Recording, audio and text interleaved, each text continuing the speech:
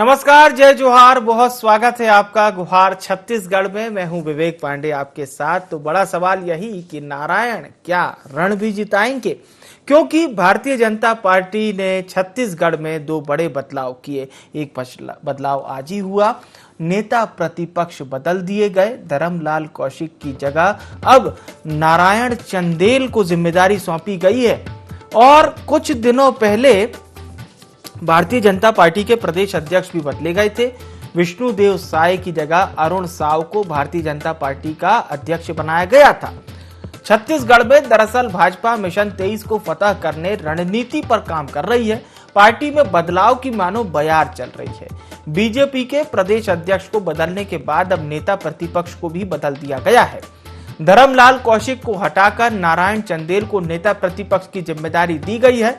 बदलाव के इस दौर में बड़ी बात यह है कि भाजपा ने चुनावी नैया पार करने के लिए जातिगत समीकरण को साधने की भी कोशिश की है। यही वजह है कि पार्टी ने ओबीसी पर बड़ा दांव लगाया। वहीं परिवर्तन की इस लहर को लेकर सियासत भी जोरों पर है। कांग्रेस लगातार चुटकियां ले रही है। अब हम आपको सुनवाते हैं सत्ता पक्ष और विपक्ष के लोग क्या कुछ कह रहे हैं इस बदलाव को लेकर। पहले वो सुनते हैं। ये बड़ी जिम्मेदारी, चुनौती के समय मुझे विधायक दल का नेता चुना है। मैं सबके प्रति आभार व्यक्त करता हूं, धन्यवाद ज्ञापित करता हूं कि छत्तीसगढ़ में जो कांग्रेस की सरकार है, श्री भूपेश बघेल जी के नेतृत्व में जो चल रही है, उसको उखाड़ करके फेंकना और आने वाले 2023 के चुनाव में छत्तीसगढ़ में शान से कमल खिलाना, यह हमारी पहली प्राथमिकता है। और इसके लिए हम सब लोग मिल करके काम करेंगे। भारतीय जनता पार्टी का एक एक कार्यकर्ता उसके लिए जूझेगा। छत्तीसगढ़ में जो कांग्रेस की सरकार चल रही है, जो शासन चल रही है, वो शासन नहीं है, कुशासन है। भूपेश सरकार की नीति और नीयत दोनों खराब है और ऐसी सरकार को एक मिनट भी अपने पद में रहने का नैतिक अधिकार नहीं। बीजेपी को कोई रास्ता नहीं दिखाई दे रहा है। कांग्रेस की ताकत के सामने छत्तीसगढ़ में बीजेपी असहाय है, इसलिए बदल बदल के प्रयोग कर रही है। इनका कोई प्रयोग सफल नहीं होगा और आप देखिएगा रिजल्ट क्या रहेगा। हो सकता है 14 से और कम हो जाए। भूपेश जी के कामकाज में इतनी शक्ति है, लोग प्रभावित हैं और लोग श्रद्धा करते हैं सरकार के कामों की। बीजेपी की कोई बदलाव का कोई असर नहीं होगा, चाहे जितनी ताकत लगा ले। तो कांग्रेस का ये कहना है बीजेपी जितनी भी ताकत लगा ले इससे कुछ नहीं होने वाला, ऐसा कांग्रेस कह रही है। अब हम समझने की कोशिश करते हैं कि कांग्रेस की ये जो गुफ्तगू कह लीजिए, ये तंज कह लीजिए, इसे भारतीय जनता पार्टी किस तरह से देख रही है। खास मेहमान जुड़ चुके हैं, सुरेंद्र वर्मा जी हमारे साथ जुड़ चुके हैं, प्रवक्ता हैं आप छत्तीसगढ़ कांग्रेस के। हमारे साथ के.एस. चौहान जी भी जुड़ चुके हैं, भारतीय जनता पार्टी के नेता हैं। और उचित शर्मा साहब भी जुड़ चुके हैं, वरिष्ठ पत्रकार हैं आप तीनों मेहमानों का बहुत स्वागत है। सुरेंद्र वर्मा जी वरिष्ठ नेता हैं, सत्यनारायण शर्मा जी आपकी पार्टी के, और न केवल छत्तीसगढ़ के वरिष्ठ नेता है बल्कि अविभाजित जब मध्य प्रदेश था तब भी वो बड़े मंत्री हुआ करते थे दिग्विजय सिंह जी की सरकार में। और कह रहे हैं कि कितना भी बदलाव कर लें कुछ होने जाने वाला नहीं है। इतना कॉन्फिडेंट है कांग्रेस छत्तीसगढ़ में? विवेक जी, निश्चित रूप से जो छत्तीसगढ़ की जनता और खासकर भारतीय जनता पार्टी के कार्यकर्ता भाजपा के 15 साल के कमीशन खोरी और वादा खिलाफी के चलते ये तो अपनी पार्टी के कार्यकर्ताओं का ही विश्वास खो चुके हैं और तमाम प्रयोग हुए। केवल नेता बदलने की नहीं, इनके तो प्रभारी भी बदले गए। आपको याद होगा सौदान सिंह जी 2018 तक जब तक सरकार में रहे तब तक प्रभारी हुआ करते थे। उसके बाद 1.5 साल पहले डी पुरंदेश्वरी जी आए, उनके बाद में शिव प्रकाश जी आए, नितिन नवीन जी भी हैं और अब अजय जामवाल। ये 5 प्रयोग, ये 5 ही नहीं है जी। जिस प्रकार से 15 साल सत्ता की चाशनी जो है वो खास तौर पर 4 लोगों में बंटती रही। जब ये सरकार में रहे तो वही रमन सिंह जी, वही अमर अग्रवाल, ब्रिजमोहन अग्रवाल, राजेश मूणत जी। लेकिन जब हारे तो हार का ठीकरा फोड़ा गया। ओबीसी नेता धर्मलाल कौशिक जो तत्कालीन प्रदेश अध्यक्ष थे, और यही नहीं, उसके बाद उनको हटा के एक आदिवासी नेता विक्रम उसेंडी जी को बनाया गया। 2 उपचुनाव हारे, हार का ठीकरा उस आदिवासी नेता पर जो अपनी कार्यकारिणी भी नहीं बना पाए। उसके बाद फिर 2 उपचुनाव हुए, विष्णुदेव साय को बनाया गया, फिर हार का ठीकरा 2 उपचुनाव में हारे, उसका ठीकरा फिर से आदिवासी नेता पर। और अब अरुण साव जी जो 2.5 साल से सदन में, लोकसभा में सबसे निष्क्रिय सांसद के रूप में जाने जाते हैं, उनको अब, क्योंकि ये देखिए विवेक जी, ये 2023 में हार का ठीकरा किस पर फोड़ना है उसका स्क्रिप्ट तैयार कर रहे हैं। दोनों ओबीसी नेता ढूंढ के लाए ताकि उनके सिर पर मढ़ा जा सके। और भारतीय जनता पार्टी की विश्वसनीयता तो अपनी पार्टी के कार्यकर्ताओं के बीच नहीं है। आपको याद होगा 2018 के चुनाव के समय इन्हीं का दावा था 56 लाख मिस्ड कॉल कार्यकर्ता का, और वोट मिले 40 लाख भी नहीं। तो इनके अपने कार्यकर्ता, उनके परिजनों की तो बात छोड़ दीजिए, और ये इस प्रकार से अनर्गल बयानबाजी करेंगे वादा खिलाफी को लेकर, तो छत्तीसगढ़ की जनता ने भोगा है इनका कुशासन और इनकी वादा खिलाफी। आज कर्ज माफी से लेके 2500 रुपए समर्थन मूल्य, आज उससे ज्यादा 2540 और 2560 मिल रहा है। बिजली बिल हाफ गांव और शहर सभी जनता को मिल रहा है। जो 5 लाख से अधिक वनाधिकार पट्टे बांटे गए, 96 लाख एकड़ जो जमीन है जनजातीय क्षेत्रों में दी गई है, और तमाम जो हमने खाद्य सुरक्षा को लेकर हमने राशन कार्ड एपीएल और बीपीएल दोनों को मिला दे तो 65 लाख परिवारों को दी गई है। ठीक है, तमाम योजनाएं संचालित है, तो जनता इस बात की गवाह है। आप लोगों को जो छत्तीसगढ़ में भूपेश बघेल जी पॉलिसीज चला रहे हैं उस पर विश्वास है, और तभी तो आप लोग कह रहे हैं कि कुछ नहीं होने वाला। के.एस. चौहान जी, अरुण साव जी जब आए उनके बाद से ही ये चर्चा तो होने लगी थी कि नेता प्रतिपक्ष भी बहुत जल्दी बदले जाएंगे। हालांकि फिर छत्तीसगढ़ के लोगों ने एक तस्वीर भी देखी जब कौशिक साहब दिल्ली पहुंचे और जेपी नड्डा जी के साथ उनकी वो तस्वीर आई। लेकिन अब पूरी तरह से स्थिति क्लियर हो गई है। नारायण चंदेल जी को जिम्मेदारी मिली है, यानी 2 नए कप्तान मिले हैं भारतीय जनता पार्टी को। जी पांडे जी, बदलाव जो होता है, किसी भी चीज का बदलाव, उसके लिए बहुत हिम्मत चाहिए है, और नए नए लोगों को अवसर देना, नई नई ऊर्जा को अवसर देना, जो ऊर्जा, नई ऊर्जा हमारे समाज को, हमारे प्रदेश को, हमारे देश को के काम आ सके, ऐसी ऊर्जाओं को सामने लाना उनका श्रेष्ठ तो सभी है। मैं ये नहीं बोलता हूं कि सिर्फ बीजेपी में या दूसरे अन्य पार्टी में, बहुत सारे नेता ऐसे हैं जिनको अवसर नहीं मिलता, और उनकी जो ऊर्जा होती है वो एक बहुत छोटी सी चीज में रह जाती है, वो देश के और प्रदेश के काम नहीं आती। तो ऐसे लोग, किसी को अवसर देना, और परिस्थितियों के हिसाब से अगर आप बदलते हैं, अवसर देते हैं, और जो हमारे माननीय प्रवक्ता ने बोला, बहुत सारी चीजें बोली उन्होंने, ये खुद कंफ्यूज्ड हैं एक्चुअली वर्मा जी। उन्होंने 1.5 साल के लिए उन्होंने बतलाया कि अजय जामवाल जी को लाए, फिर अरुण साव जी को लाया, भी नारायण चंदेल जी को लाए, और दूसरे भी बदलाव किए हैं। तो ये खुद ही इतने कंफ्यूज हैं, और उसके बाद दूसरी तरफ ये बोल रहे हैं कि 15 साल से ये रमन सिंह जी रहे, और नहीं, कांग्रेस के तो वरिष्ठ नेता ये कह रहे हैं, सत्यनारायण शर्मा जी ये कह रहे हैं कि कुछ नहीं होने वाला ये बदलाव से, सीधा उन्होंने 2 टूक बयान दिया। देखिए, बदलाव से क्या होता है, ये 2019 में इन्होंने देख चुके हैं कि 11 की 11 लोकसभा सीटें काट दी गई थी, और बदल दिया गया था। उसके बाद 9 सीटें जीत के आई। ये है भारतीय जनता पार्टी, ये है भारतीय जनता पार्टी का संगठन, ये है भारतीय जनता पार्टी की सोच, ये है भारतीय जनता पार्टी जो सिर्फ मकसद के लिए काम करती है, इसके लिए, और मकसद ही मेन है। देखिए, यहाँ पर चेहरे कोई नहीं है, यहाँ पर सामूहिक नेतृत्व और सामूहिक प्रयास से उस मकसद को पाने के लिए प्रयासरत होते हैं। जिसको जो भी पद मिल जाए, या जिसको जो भी दायित्व मिल जाए, वो अपनी बखूबी उसको निभाता है। और भारतीय जनता और जिनको नहीं मिला वो भी भूमिका निभाएंगे, यही ना? ठीक है, ठीक है। उचित शर्मा साहब, ये बदलाव की बयार छत्तीसगढ़ में भारतीय जनता पार्टी के वोट बैंक कह लीजिए, जन आधार कह लीजिए, या फिर सत्ता में उसकी वापसी, क्या इन तीनों मानकों पर कोई बदलाव करती है? देखिए, भारतीय जनता पार्टी जो है वो अपने प्रयोग के दौर से गुजर रही है छत्तीसगढ़ में। वो अभी से नहीं, शुरू से संघर्ष करती हुई नजर आ रही है। जिस प्रकार से जो फिगर है, जो पहले 17 था, 17 और 68 का जो फिगर था वो अब 71 हो गया, इधर 14 हो गए, तो वो अब लगातार अपने प्रयोग कर रही है। चाहे वो अध्यक्ष के नाम से हो, विष्णुदेव साय हो, विक्रम उसेंडी हो, अब अरुण साय आ गए हो, अब लीडर ऑफ अपोजिशन में भी वो बदलाव कर रही है। तो वो लगातार प्रयोग के दौर से गुजर रही है, क्योंकि छत्तीसगढ़ अभी भी जो भूपेश बघेल के उनके आभा मंडल से अलग नहीं हो पा रहा है।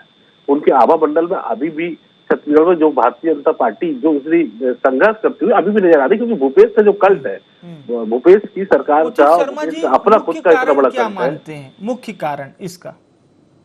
ये परिवर्तन जो हो रहा है, नो डाउट एग्रेशन के, देखिए अभी कई बार हम संगठन में ऐसे लोगों को दे देते हैं कि जो सोशल इंजीनियरिंग के मायने जहाँ काफी अहम होते हैं, तो हम कोशिश करते हैं कि सोशल इंजीनियरिंग को साधने के लिए हम ये देख लेते हैं कि वरिष्ठ कौन है और घनिष्ठ कौन है, उसको हम चूक जाते हैं कहीं।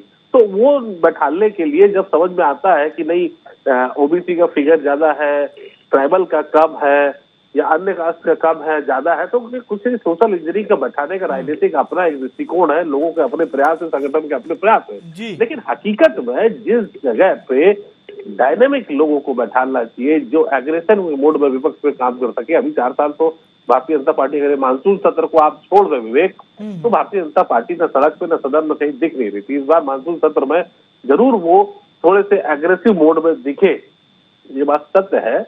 और डी पुंदेश्वरी की इस पे काफी मेहनत है। देखिए, इस पे जो एक रमन सिंह का जो एरा था, रमन सिंह का एक जो उनका ग्रुप है, रमन सिंह जिसको लीड करते हैं, उनके हाथ से कहीं सत्ता का, सभी संगठन का ये जो उनका ग्रुप है वो बिखरते हुए जा रहा है। पहले भी ये बात हुई थी कि जब नेता प्रतिपक्ष की जो मीटिंग हुई थी, ये बात तय हुई थी, बाहर निकल के जो आई, जो क्षण के बातें बाहर आई कि वो पिछली बार भी नेता प्रतिपक्ष में बनाना किसी और का था, लेकिन केंद्र का आदेश किसी और का था। तो हकीकत ये है कि जो एग्रेसिव है और डायनामिक है, आप अच्छे जन नेता हो सकते हैं, अच्छे आप विधायक हो सकते हैं, लेकिन संगठन के लिए, नेता प्रतिपक्ष के लिए आपका एग्रेशन में होना बहुत जरूरी है, जो पूरी पार्टी को और पूरे विधायक दल को लेके चल सके। शर्मा जी, क्या इसे भी एक प्रयोगधर्मी नियम ही माने कि अरुण जो 2 महत्वपूर्ण पद चेंज किए हैं, चाहे वो एक और हम अरुण साव जी की बात करें या फिर आज नारायण चंदेल जी की? कह रहा हूं विवेक कि भारतीय जनता पार्टी प्रयोग करते रहती है, प्रयोग करने में कतराती नहीं है। जिस तरीके से लोकसभा में भी उनने एक जो नया प्रयोग किया था वो काफी सफल रहा था। तो यही कारण है कि भारतीय जनता पार्टी किसी को भी उठा के कोई भी पद या जिम्मेदारी दे देती है, वो प्रयोग करने से पीछे नहीं हटती। वही बावजूद इसके कि कितने भी वजनदार आदमी उसके साइड में लेफ्ट और राइट बैठे रहे, वो किसी भी नए आदमी को प्रयोग के तौर पर उतार देते हैं, ज्यादातर वो सफल रहते हैं। लेकिन सवाल ये है कि अब चुनाव काफी करीब है, जब तक अपनी नए अध्यक्ष अपनी पूरी टीम बनाएंगे, जब ऊर्जा भरेंगे, तब तक समय काफी निकल चुका होगा। अब ये तो खैर समय बताएगा कि वो कितने कारगर होते हैं। बिल्कुल समय बताएगा कि कितने कारगर होंगे और जो रणनीतियां हैं वो जमीन पर किस तरह से उतरेंगी, क्योंकि आफ्टर ऑल उनको जमीन पर ही पहुंचना है। बिल्कुल, और तभी कहीं ना कहीं जनता से जो एक वोट की आशा है या फिर एक जनाधार को वापस से वही पुराना जनाधार पाने की आशा है, वो जमीन पर ही तय होती है। सुरेंद्र वर्मा जी, नेता प्रतिपक्ष बनने के बाद ही चंदेल साहब तो कह रहे हैं कांग्रेस सरकार को उखाड़ फेंकेंगे, मैनिफेस्टो के आधार पर ही सत्ता हासिल की, बिल्कुल ऐसे बयान दिए तीखे तेवर। हाँ, सकते हैं आप, भाजपा की नीति और नियत को प्रदेश की जनता ने पहचान दिया है। इनके लिए जो सामाजिक न्याय है वो भी केवल जुमला है। आज अनुसूचित जाति के भी विधायक हैं, कृष्णमूर्ति बांदे जी, पुन्नूलाल मोहिले जी वरिष्ठ विधायक हैं, उनके नाम पर भी चर्चा थी। ननकीराम कंवर जी दावेदार थे, डमरूधर जी भी अनुसूचित जनजाति वर्ग से हैं। लेकिन भारतीय जनता पार्टी, देखिए पहले भी कहा गया, जो सबसे सक्रिय विधायक के तौर पर जाने जाते हैं विधानसभा के भीतर, वो अजय चंद्राकर हैं, शिवरतन शर्मा हैं, बृजमोहन अग्रवाल जी सबसे ज्यादा बार जीतने वाले विधायक हैं। और 2000 की स्थिति से तो आप भी वाकिफ हैं। 2000 में सुरेंद्र वर्मा जी, कल भूपेश बघेल साहब ने एक बात में कहा था कि सुरेंद्र वर्मा जी, कल भूपेश बघेल साहब ने एक बात में कहा था कि अजय चंद्राकर जी का नंबर तो नहीं आएगा। बड़े मतलब बिल्कुल जी उनका भाजपा की यही प्रवृत्ति है, जो व्यक्ति जिस कार्य में दक्ष है उनको हाँ। उस काम से दूर रखा जाता है। आज जो इनकी राजनीतिक कमेटी जो तय हुई है उसमें गडकरी जी को बाहर कर दिए, मध्य प्रदेश के मुख्यमंत्री शिवराज जी को भी बाहर कर दिए। हाँ, तो कई ये तो मुख्यमंत्रियों भाजपा को का बाहर चरित्र किया है, गया जनता उसमें। और कार्यकर्ताओं और उसमें कई नेताओं के हक का मुख्यमंत्रियों को गला बाहर घोटना। किया गया। भारतीय जनता पार्टी में 4 प्रभारी भी जी। नए आ गए, 3 अध्यक्ष भी बदल दिए गए, लेकिन इनकी नियति इनको साफ दिख रही है। जिस जर्जर अवस्था में भारतीय जनता पार्टी है उसके दोषी भी यही है, क्योंकि सारा दोष ये कार्यकर्ताओं को देते हैं। आपको याद होगा मुख्यमंत्री रहते रमन सिंह जी रायगढ़ की कार्य समिति की बैठक में कार्यकर्ताओं पर कमीशन खोरी का आरोप लगा दिया था, खुलेआम करे खुद, और आरोप लगाए कार्यकर्ताओं पर, 6 महीना कमीशन खोरी छोड़ दो, 30 साल सरकार नहीं जाने वाली। तो भाजपा के चरित्र से प्रदेश की जनता और भारतीय जनता पार्टी के कार्यकर्ता खुद वाकिफ हैं, और इनकी वादा खिलाफी जो है वो सर्वविदित है। इनके लिए कोई गुंजाइश नहीं है, इसीलिए ये ओबीसी वर्ग के नेताओं को खड़ा कर रहे हैं। जो चंदेल जी 3 बार विधायक रहते, मंत्री के काबिल नहीं थे रमन सिंह के मंत्रिमंडल में, आज उनको अध्यक्ष क्यों बनाया, नेता प्रतिपक्ष क्यों बनाया गया है, ताकि 2023 में जो हार है उसका ठीकरा उन पर फोड़ा जा सके। वही हाल साव जी का है जी। उनकी निष्क्रियता पिछले 3 साल में एक सांसद के रूप में सर्वविदित है। किस मांग को छत्तीसगढ़ के हक और अधिकार का उठाया हो तो बता ठीक है, पूछ लेते हैं कि एस चौहान जी, तमाम क्या ट्रेनें रद्द की जो गई। बात सुरेंद्र वर्मा साहब कह रहे हैं कि हार का ठीकरा फोड़ने के लिए ही बनाए गए हैं क्या, कि एस चौहान जी? सुरेंद्र वर्मा जी को अगर ये पता है और कांग्रेस पार्टी को अगर ये पता है कि भाजपा की हार निश्चित है और कांग्रेस की जीत निश्चित है, तो ये घर में क्यों नहीं बैठ जाते? क्यों मुख्यमंत्री जी दर का क्या बोलते हैं दौरा कर रहे हैं? क्यों इनकी 40% नेगेटिव रिपोर्ट आई है इनके विधायकों की, इसलिए वो बहुत जल्दी इन लोग दौरा कर रहे हैं। देखिए, और दूसरी बात यह है कि किसी को भी बनाया जाता तो इनका धर्म था कि उसकी आलोचना करनी है, लेकिन एक सही पार्टी का, एक सही जो राजनेता होते हैं उनका ये धर्म होता है कि सही को सही और गलत को गलत बोले। खैर, इनकी प्रवृत्ति है, कांग्रेस पार्टी की प्रवृत्ति है। नारायण चंदेल जी की जगह अगर किसी और को बनाया जाता तो वो उनको बोलते कि नारायण चंदेल जी को बनाना चाहिए था, 3 बार वो विधायक रह चुके हैं, उनको कोई अवसर नहीं दिया गया। ये सब चीजें ये बोलना इनका धर्म है। सही बात तो ये है कि बदलाव ये भारतीय जनता पार्टी की रीति नीति है। बदलाव जो एक हिम्मतवार पार्टी होती है उसकी नीति नीति है। ऐसा नहीं होता कि एक ही घराने से आपका राष्ट्रीय अध्यक्ष आ रहा है और आगे भी आता रहेगा। एक ही घराने से 50 साल हो गए दुर्ग विधानसभा, बात कर रहे हैं, 50 साल जवाब देना। क्या आपके कोई दुर्ग में और कोई घर नहीं मिला आपको कि 50 साल से आप उन्हीं को टिकट दे रहे हैं? ये होती है एक संकुचित विचारधारा। इसीलिए 400 सीटों से आप 50 सीटों में आ गए। इसीलिए आपकी जो हालत है, इसीलिए 2014 में जो आप 9 राज्यों में सरकार थी, आज 2 राज्यों में सरकार सिमट के रह गई है।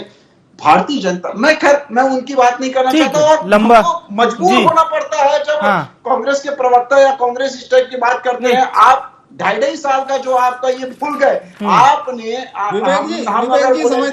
जी बिल्कुल बिल्कुल। मुख्यमंत्री 4 मुख्यमंत्री के जो दावेदार थे उनको ये भी नहीं, इस लायक भी नहीं समझा कि उनको राज्यसभा की टिकट दे दी जाए। मुख्यमंत्री के जो दावेदार थे उनके आप ये बताइए के एस चौहान साहब, सीधी बात, बहुत हिस्ट्री फिर बहुत लंबी हो जाती है। मैं आऊंगा सुरेंद्र वर्मा जी आपके पास आऊंगा, उचित शर्मा जी से भी अभी हमें कमेंट लेना है। के एस चौहान जी, ये 2 बड़े बदलाव छत्तीसगढ़ में जो जनता का आपके प्रति जो विश्वास है वर्तमान में उतना नहीं है जितना पहले था। इस बात को आप लोग भी अब तो मानते हैं, पहले नहीं मानते थे। पहले आप लोग बोलते थे नहीं, भारतीय जनता पार्टी आज भी उतनी मजबूत है छत्तीसगढ़ में। तो क्या ये जो 2 नए कप्तान मिले हैं आपको, जिनमें एक जिनका दारोमदार होगा नेता प्रतिपक्ष की भूमिका, सदन के अंदर भी बाहर भी, और प्रदेश अध्यक्ष, इनका इंप्रूवमेंट कितना होगा भारतीय जनता पार्टी में, ये बताइए।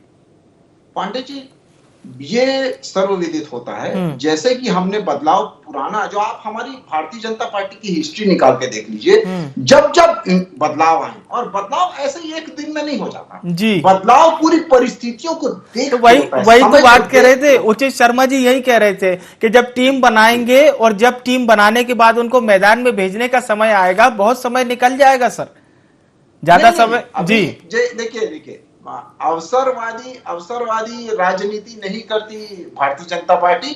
भारतीय जनता पार्टी की जो सोच है वो लॉन्ग टर्म की चाहता है। हाँ, आप जितने भी पर सत्ता में तो आना चाहते हैं ना आप लोग, सत्ता में नहीं आना चाहते क्या? बिल्कुल बिल्कुल, सत्ता में तो आना ही है। हाँ। और इसका जवाब जो है, आज 22 तारीख से जो हड़ताल चालू हो रही है और जो 22 तारीख से लोग बैठने वाले हैं, ये अपने सुरेंद्र वर्मा जी ने वो चीज नहीं जोड़ी अपने जो तमगे में कि हमारी जो उपलब्धियां हैं उसमें ये भी है कि 22 तारीख से 50 सालों के बाद अनिश्चित हड़ताल में छत्तीसगढ़ के कर्मचारी बैठ रहे हैं। ये अपने तमगे में नहीं जोड़ा। छोड़ दीजिए, ठीक है। मैं ये बोलता हूँ कि जनता ही बिल्कुल जी, भारतीय जनता पार्टी अपना काम कर रही है। और जो जनता के लिए, देश के लिए, समाज के लिए, प्रदेश के लिए जो हित में है, जो भी हित में, वो उस टाइप के परिवर्तन किए जाते हैं भारतीय जनता पार्टी के। हिस्ट्री निकाल के देख लीजिए। ठीक है सुरेंद्र वर्मा जी, मैं आपके पास लौटूंगा। उचित शर्मा साहब का पहले हम रुक करते हैं। उचित शर्मा साहब, आपने दोनों सम्मानित प्रवक्ताओं को सुना। भारतीय जनता पार्टी यही मान के चल रही है सर कि ये जो बदलाव है ये भारतीय जनता पार्टी के लिए एक बूस्टअप के तौर पर होगा, और साथ ही साथ जो नई टीम बनेगी वो भी कहीं ना कहीं भारतीय जनता पार्टी को जिताने का काम करेगी। उचित शर्मा साहब। बिल्कुल सही है, लेकिन अभी समय काफी निकल चुका है और बहुत बड़ी देर कर दी हुजूर यहाँ आते आते। ये समय, जो चीजें, जो बदलाव उनको करने चाहिए थे वो बहुत पहले ही कर लेने चाहिए थे जी। जिस प्रकार से आप अपनी ही डीप उद्देश्वरी की जो उन्होंने परिवर्तन की बात की थी, वो उनकी बात को भी नहीं माना जा रहा था, जो सूत्रों के हवाले से खबर आ रही जी। हकीकत ये है कि ये कितना एनर्जी, कितना बूस्टअप अपने कार्यकर्ताओं को करते देखने वाले की बात होगी। समय अभी इसमें लगेगा, लेकिन वहीं पे अभी चौहान जी अभी जो कह रहे थे कि 50 साल में कर्मचारी और अधिकारी जो उन्होंने मांग और जो उन्होंने हड़ताल की है, गलत बात जी। 2017 में भी वो हड़ताल में बैठे थे, रमन सरकार के वक्त में हड़ताल में बैठे थे। तब भूपेश बघेल और टीएस बाबा ही उनके मंच पे जाकर उनको वादा करके आए थे कि ये मांगे हमारी सरकार अगर आती है तो आप पूरी करेंगे। निश्चित तौर पर उनकी मांगे हुई, आधी अधूरी हुई, ये बात अलग है। राजनीतिक बातें हैं, राजनीतिक चर्चाएं हैं, ये अलग बात है। हमको अगर केंद्रित है, हम अगर संगठन की बातों को लेके, तो इतना ही है कि अब देखना है कि सड़क की लड़ाई और सदन की लड़ाई में कितना जोश भर पाते हैं। बिल्कुल बिल्कुल, ये अहम बात है, क्योंकि अभी तक विवेक हम लोगों ने जो देखा वो विपक्ष खंडित था, विपक्ष खुद बटा हुआ था। और लोकतंत्र में जो है कि खंडित विपक्ष और खंडित मूर्तियां ये केवल म्यूजियम के काम की चीज रह जाती है। लोकतंत्र में जनता के काम की बहुत अहम बात आपने कही है उचित शर्मा साहब। सुरेंद्र वर्मा जी, एक अंतिम प्रतिक्रिया आपकी। विवेक जी, 3 तथ्य आपके सामने रखना चाहता हूं। जो चौहान जी हैं उनकी गलती नहीं है, आरएसएस की ट्रेनिंग का नतीजा है। शायद ठान के आए हैं कि मोदी जी से ज्यादा झूठ बोलेंगे।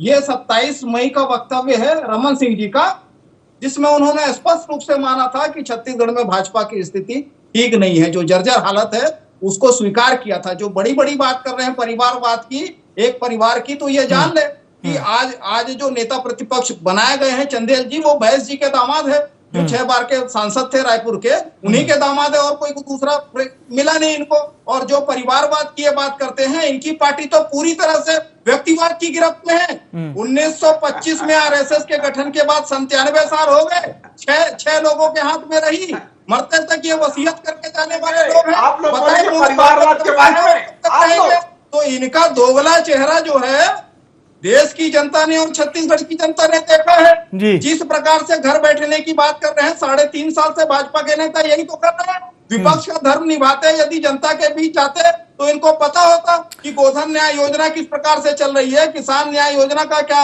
हालत है, क्या स्थिति है, किस प्रकार से भूमिहीन मजदूर न्याय योजना चल रही है, वनोपजों का संग्रहण 600 गुना बढ़ा है, न केवल संग्रहण बल्कि वैल्यू एडिशन। चलिए सर, समय पूरा हो चुका है सर, समय पूरा हो चुका है चर्चा में। बहुत बहुत धन्यवाद आप सभी का शामिल होने के लिए।